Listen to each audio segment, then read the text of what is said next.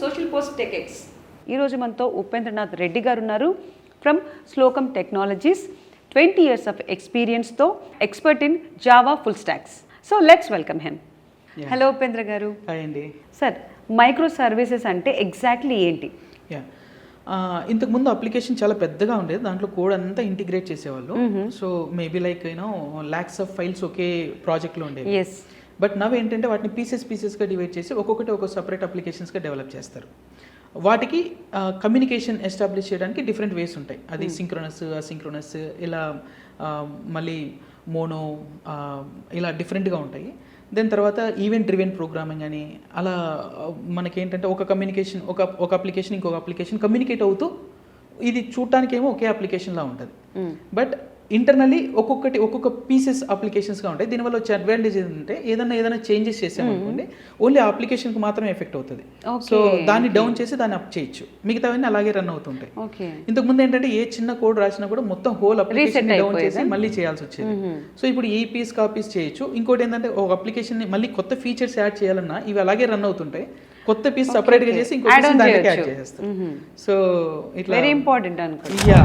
So ఇట్లా మనకు తేనె పట్టు ఉంటుంది కదా ఒక్కొక్క చిన్నది. ఇప్పుడు కొత్తగా ఏదైనా తేనె దాంట్లోకి వాళ్ళ టీంలోకి జాయిన్ అయితే అది ఉన్నదాన్ని డిస్టర్బ్ చేయదు, కొత్తది ఫామ్ అయిపోతుంది అంటారు. అది ఈవెన్ కొత్త టెక్నాలజీ అనేది కూడా, కొత్త టెక్నాలజీని కూడా ఇప్పుడు మనం జావా యూజ్ చేసాము, వేరే వాళ్ళు పైథాన్ ఉంటుంది, వాళ్ళు పైథాన్లో డెవలప్ చేసి దాన్ని దీంట్లోకి ఇంటిగ్రేట్ చేయొచ్చు. సో ఇలా మనకు చాలా హెల్ప్ అవుతుంది. ఒక ఏదైనా సరే ఈవెన్ టెస్టింగ్ చేయడం కూడా, ఏదైనా అంతకుముందు ఒక పీస్లో అప్డేట్ చేస్తే హోల్ అప్లికేషన్ మొత్తాన్ని టెస్ట్ చేయాల్సి వచ్చేది మళ్ళీ. ఓకే. కానీ ఇప్పుడు ఏంటంటే ఓన్లీ ఆ పర్టికులర్ పీస్నే టెస్ట్ చేస్తాం, మిగతా అప్లికేషన్స్ అన్ని కూడా డిస్టర్బ్ కావు. సో టెస్టింగ్ కూడా అవసరం ఉంటుంది. సో అందువల్ల మైక్రో సర్వీస్ చాలా బెనిఫిట్ అయింది. దీంట్లో కొన్ని ప్రాబ్లమ్స్ కూడా వచ్చాయి. ఇలా సపరేట్ చేయడం వల్ల ఇలా ట్రాన్సాక్షన్స్, లైక్ ట్రాన్సాక్షన్స్ అనే ఒక కాన్సెప్ట్ ఉంటుంది బేసిక్, బట్ వాటికి సొల్యూషన్స్ కూడా వచ్చేసాయి. ఏంటంటే ఇప్పుడు మామూలుగా ఏంటంటే ఒక చోట ఏదైనా ప్రాబ్లం అయితే ఇంతకు ముందు ఏవైతే అప్డేట్ అయ్యా అవన్నీ రివర్ట్ బ్యాక్ అయిపోయేవి. సో కానీ ఇప్పుడు మనం అమౌంట్ ట్రాన్స్ఫర్ చేస్తే మీ దాంట్లో డిడక్ట్ అయింది, మాకు రావాలి, కానీ నాకు వచ్చే కంటే ముందే అది ప్రాబ్లం అయింది. సో మీ దాంట్లో డిడక్ట్ అయ్యి ఆల్రెడీ ఉంది చూపిస్తుంది. సో ఇప్పుడు దీన్ని ఇలాంటి ట్రాన్సాక్షన్ అనే పాయింట్ ఏం చేస్తుందంటే మళ్ళీ మీ దాంట్లోకి వెళ్ళి రివర్ట్ చేస్తుంది, ఎందుకంటే ఇక్కడ ఫెయిల్ అయింది కాబట్టి. సో ఇప్పుడు 2 డిఫరెంట్ అప్లికేషన్స్ లో, డిఫరెంట్ మైక్రో సర్వీసెస్ లో ఒక దాంట్లో ప్రాబ్లం అయింది, ఇంకో దానికి చెప్పాలి. ఇక్కడ ఏదో ఆల్రెడీ డేటా సేవ్ అయింది, ఇక్కడ ప్రాబ్లం అయింది. సో ఇక్కడ ప్రాబ్లం అయినప్పుడు దీనికి ఎలా చెప్పాలి, ఎందుకంటే ఆల్రెడీ డేటాబేస్ లో సేవ్ అయిపోవడం అలా జరుగుతుంది. సో వాటికి సొల్యూషన్స్ వచ్చేసాయి ఇప్పుడు. వాటికి కూడా నిదానంగా ఈ మధ్యలో ఇప్పుడు చాలా కాంపోజిట్ ఫ్రేమ్వర్క్స్ అని, ఈవెంట్ డ్రివెన్ ప్రోగ్రామింగ్ అని చెప్పి, సాగా డిజైన్ ప్యాటర్న్స్ అని చెప్పి ఇలా మంచిగా డెవలప్ అయిపోయింది ఇప్పుడు. సో కాబట్టి మైక్రో సర్వీసెస్ ఇప్పుడున్న మార్కెట్కి ఏ ప్రాబ్లంకైనా సొల్యూషన్స్ క్విక్గా వస్తాయి, ర్యాండమ్గా. అజైల్ మెథడాలజీస్ అంటాం కదా, ఇది బాగా సపోర్ట్ చేస్తుంది. సార్, ఇప్పుడు క్లౌడ్తో మైక్రో సర్వీసెస్ అనేవి ఏ విధంగా వర్క్ చేస్తాయంటారు?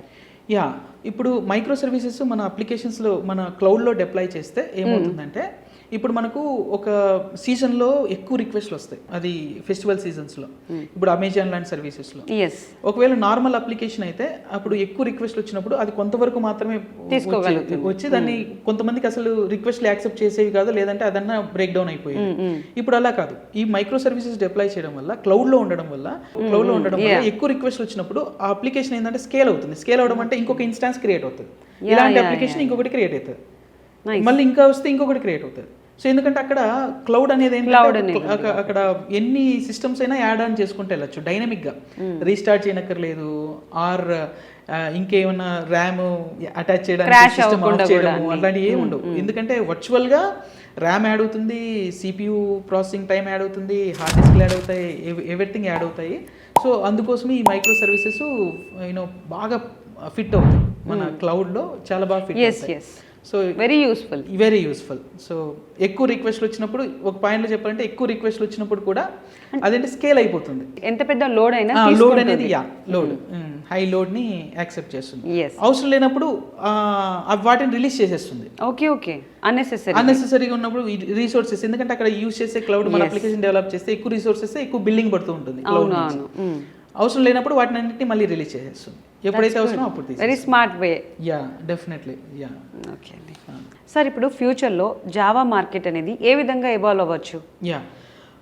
మరి చాలా ఫ్యూచర్కి వెళ్తే మాత్రం కోడింగ్ అనేది అసలు రాయం. డెఫినెట్గా కోడింగ్ ఉండదు. బట్ ఉన్న కోడింగ్ని ప్రాపర్గా వచ్చిందా లేదా అని ఎవాల్యుయేట్ చేయడం అనేది మనం చేయాల్సి వస్తుంది. సో బట్ మనం రాయకపోయినా మనం కంపల్సరీగా నేర్చుకోవాలి. ఇప్పుడు లైక్ మనకు క్యాలిక్యులేటర్లో మనం క్యాలిక్యులేట్ చేయము క్యాలిక్యులేటర్ పెట్టుకొని, బట్ క్యాలిక్యులేటర్ ఉంది కదా అని చెప్పి నేను మ్యాథమెటిక్స్ నేర్చుకోవడం మానేస్తానా అంటే లేదు. మ్యాథమెటిక్స్ వస్తేనే నేను క్యాలిక్యులేటర్ యూజ్ చేయగలుగుతాను. ఎగ్జాక్ట్గా అలాగే జావా వస్తే ఆ జావాని నేను ఏఐ యూజ్ చేస్తాను. Okay okay right. సో కాబట్టి ఇప్పుడు మనం ఏం రాస్తామంటే నాకు ఇవి డెవలప్ అవ్వండి అని చెప్పి ఒక స్పెక్స్ రాస్తాం. ఆ స్పెక్స్లో టెస్ట్ కేసెస్ ఇలా ఉండాలి, ఓకే యూజ్ కేసెస్ ఇలా ఉండాలి, అండ్ తర్వాత కోడింగ్ ఇలా కాన్ఫిగరబుల్ ఆ ఇన్స్ట్రక్షన్స్ మాత్రమే ఇస్తాం. ఆ ఇన్స్ట్రక్షన్స్ ఇవ్వగలడం వస్తే అప్లికేషన్ డెవలప్ చేసేయచ్చు. అండ్ అప్లికేషన్ డెవలప్ అయ్యి రన్ అయ్యేటప్పుడు వచ్చే ఇష్యూస్ కానీ వీటిని ఐడెంటిఫై చేయొచ్చు. సో ఇలా ఉంటుంది అన్నట్టు స్పెక్ డ్రివెన్ కోడింగ్ అయితే ఉండదు, మొత్తం ఏఐ చేసేస్తుంది. సో ఇంకా దాంతో మనం కాంపిటీషన్ పెట్టుకోకూడదు, బట్ నాలెడ్జ్ అయితే ఉండాలి మనకి, 100% ఉండాలి. Like calculator and mathematics example. True కదా. Thank you sir, thank you so much. ప్రతి ఒక్కరికి ఇప్పుడున్న కాంపిటీషన్కి ఏ విధంగా వాళ్ళు అప్డేట్ చేసుకోవాలనేది చాలా చక్కగా ఎక్స్ప్లెయిన్ చేశారు. థ్యాంక్ యూ ఉపేందర్ గారు. థ్యాంక్స్ అండి, థ్యాంక్ యూ సో మచ్. నాకు కూడా ఇది ఒక మంచి ఆపర్చునిటీ చాలా మందితో నాకు అనుకున్న ఇంటరాక్ట్ అవ్వడానికి. థ్యాంక్స్ అండి. Thank you sir.